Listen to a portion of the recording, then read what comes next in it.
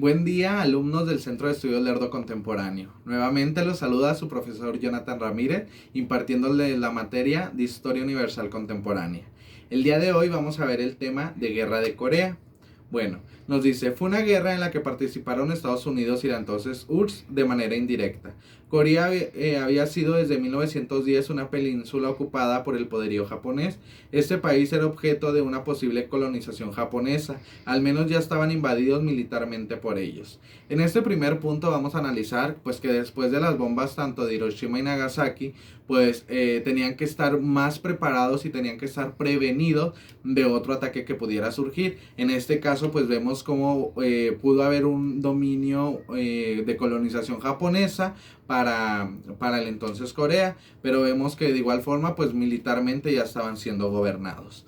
Bueno, nos dice, al finalizar la Segunda Guerra Mundial en 1945, se llevó a cabo una demarcación provisional acordada por Moscú y Washington para evitar incidentes entre sus ejércitos, toda vez que ambos combatían en la península coreana en contra del imperio del sol naciente. ¿A qué nos referimos? A que pues volvemos a ver un tratado donde no se iban a atacar entre los militares o entre las fuerzas, en este caso de seguridad, por así decirlo, para que no hubiera otro conflicto interno entre ellos, si estaban viendo que había conflictos externos los que se deberían de atender. Bueno, nos dice que el 8 de agosto de 1945, solo 2 días después de las bombas atómicas, la Unión Soviética invadió Corea del Norte y Manchuria como una ofensiva militar a Japón. A partir de ese momento surge la división de este país en dos estados. En 1948 se establece una dictadura comunista apoyada por la Unión Soviética, con Kim Il-sung como líder, así como Corea del Norte se llamó República Democrática Popular de Corea.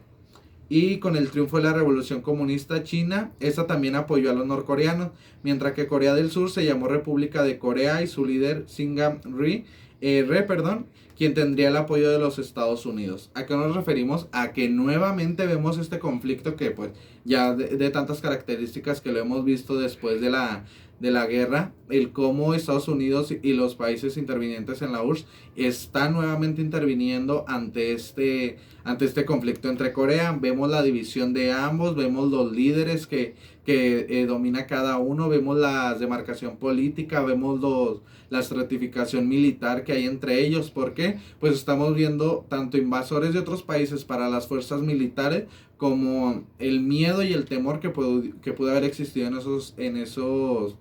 pues en esta época para con ellos. ¿A qué nos referimos? A que vemos la división de Corea, vemos cómo de una parte los está apoyando y se queda Estados Unidos con ellos, y de la otra parte la URSS.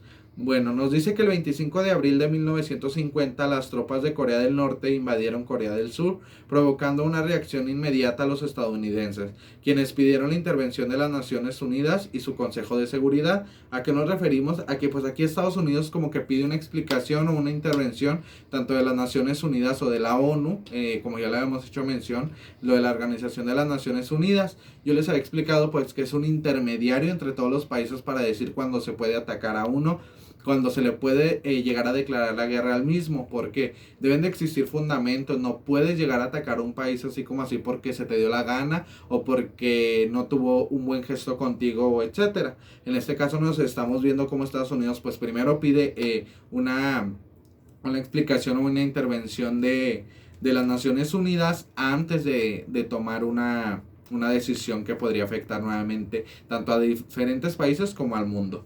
En esta guerra de Corea lo que debemos de analizar es en primera los que están interviniendo nuevamente, que es Estados Unidos y la URSS.